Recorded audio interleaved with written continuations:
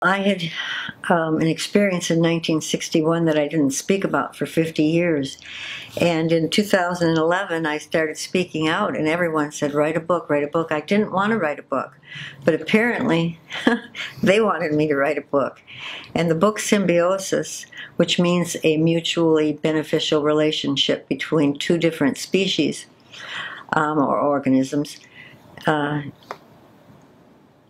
that's how it got started. Everybody kept telling me, write a book. Yeah. So I wrote the entire book to the song, The Prayer, by Andrea Bocelli and Celine Dion. And somehow within the lyrics and the melody, the words just flowed through. I'm not an author, although I'm working on my second book now of a trilogy. Yeah. How do I know I have a trilogy? I know things I don't know how I know them. So that's also a good song. That's a very good song. Beautiful, and the words are, yeah. I first came across that song through my wife, and she loves that song. It is very beautiful. But and they gave me the title to the book also. So how often what is this? The character? What is the guy's name? The reptilian? Mister.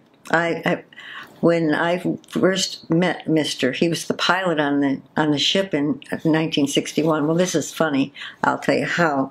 I was aboard, and I was 12 years old. And I'm standing in the middle of this, and the only word I knew, I don't know if I said the words out loud or if I was thinking it, but I said, I can't believe I'm in a flying saucer. And the pilot, who looked human, like anybody's father, I wasn't afraid of him at all, he said, it's a ship. And I walked over to him, 12 years old, hands on hip, and I said, Mister, this can't be a ship. Because a ship is what Captain Hook was on, and a ship goes in the water. And he said, oh, but this does go in the water. So that's his name, and it's not M-I-S-T-E-R, it's M-R period with respect. And I still call him Mister, and I still receive messages and information from him. And you also share of how, despite your age and things that have gone on in your life, you are able to still get pregnant. Yes. And so go into that just a little bit. I have no problem going into it. It makes people uncomfortable sometimes. I was 62, and I was dating somebody that I would never have normally dated because intellectually we weren't compatible. He's a 6'6" prison guard, but the sexual chemistry was the most intense. I can't even explain it. It was unbelievable. Mm-hmm. And we were having sex. I don't know how I held off to the third date, but I did. And I said, and this would be a turnoff to any man, I said, I'm pregnant and it's a boy. And I was. And I was to understand that Drax, my son, my hybrid son, is a combination of me, Mister, and I call him Sid. That's not his name. Sid is an acronym for someone I dated. And I was pregnant for about 9 weeks, and they removed him.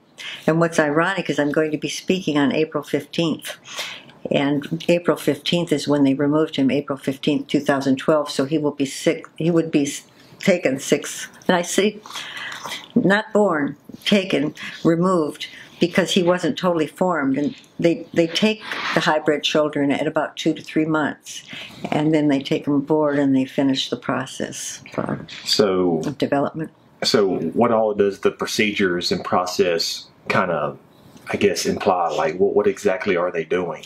Well, when I was 12, they did a laparoscopy on me, which is a needle in the navel. And they told me that they wanted to see inside. And the reason they used the words see inside is because I was 12. I would never have understood that they were harvesting eggs. And they're creating groups of hybrids for the new Earth. And my son Drax is what they call a thinker, a judge of sorts, as every society needs judges. And those are the words that they gave me, Mister gave me. Drax is exactly as he is meant to be. He is a gentle and loving being. He is a thinker, a judge of sorts. How often do you communicate with Mister? Oh, roughly? well, there are periods where it's in 2012 and 13. It was a continual thing, and when I get messages, I just got a message a couple months ago, and I can tell if they're from Mr. or the collective mind. So I receive messages via either way. So is it like a intuitive? It's not a voice; it's words that are put in my head. Exactly. They're yes. I'm not hearing voices. When my son spoke to me, and I knew it was my son, there were tracks that led to my apartment, and I had a farmer come out, and they're in the book, the pictures, and the pictures have been on the net for years, and no one's ever been able to to debunk them. Mm-hmm. They were my son coming. And he could have walked, or they could have dropped him right off, but they wanted to leave evidence. They told me they were giving me gifts. And when they meant gifts, they meant in the way of messages, videos, information. So, I forgot the question. But just about how often do you communicate? Is it about once a week? Once? Oh, no. Once a month? Yeah, I'd say more. Once a month I'll get a message, yeah. For this conference I was very worried because this is my first speaking engagement, and I was told, your words will reach the ears for those they are intended. Mm-hmm. So not to worry about the others, because one of the early messages was, our messages are not for everyone. Many will be left behind. So in your chapter in your book, Chapter 4, Paradox, Pandora's Box. Mm-hmm. Now, give me the Cliff Notes. Briefly go through that chapter. Wow. After the third regression, it was like Pandora's box had opened. I started remembering things. I remembered a conversation that I'd had with my father that night in 1961. Him telling me about an alien that had been captured by the government and nicknamed Skinny Bob. And I was 12 years old, and I remember how that angered me. It still angers me, because humanity is such bullies. And I said, how mean. But the reason my father gave me that information was because I was silenced that night, never to speak of what had happened. There was a military investigation done, but my dad wanted to give me validation and something that I would be able to use in the future.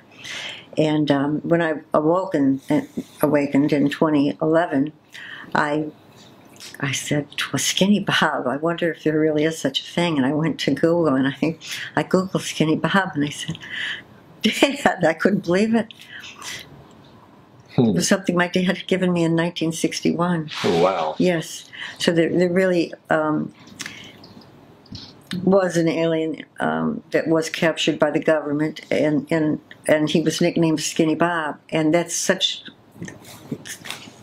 Wow. Yeah. But and other memories. I remember my mother taking me to stay with strangers after that event to get me out of town, because it was so traumatic for the people that had witnessed what had happened. I can only imagine. Now, and also in the book, Chapter 10, Levite. Levite, oh yes. Is that how you pronounce that, Levite? Levite, yes, exactly. Okay, give me a brief synopsis on that chapter. Yep, about 5 o'clock in the morning, I am awakened by a small gray alien. I'm not afraid, and I can't understand. About how long ago was this? This was in 2012, I believe. Okay. 2013. There's so much that's happened that it's hard to. No, but I remember the incident very well. Just a roughly time frame. Yes. So give us a brief synopsis on Levite. Yes. And he had one leg on the bed and one on the floor. He was tiny, probably 3.5 feet tall. Mm-hmm. And I felt him against my ear, and he said, Levite. And it felt like peach skin. Is what it felt like. And I felt his breath. I actually felt his breath. And wow. I was annoyed. I'm really crabby when I get awakened. I said, me too. And he wanted me to remember this name, this word, Levite. And I said, I'm tired. And I was going back to sleep, and he said it louder. He said, Levite. And I said, I'll remember it because it sounds French, and I'll remember it. And he said, La Vie. So I said, oh, God, all right. So I got out of bed. I went to the computer. I said, how do you spell it? Laveet. Up pops all of these descriptive words. Curly hair, which my hair really is curly. I have it straightened.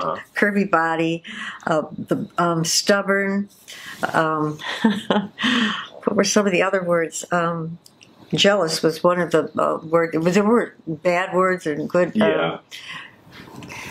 Yeah. Lively and fun also. Yes, yeah. Lively and fun. Independent and strong. And what he was doing, and I didn't realize why I was given the message at 5 o'clock in the morning. When I got up that day later on, like 11 o'clock when I normally get up, I turned on the computer, and an interview I had done with the Novi Michigan News, was on the internet.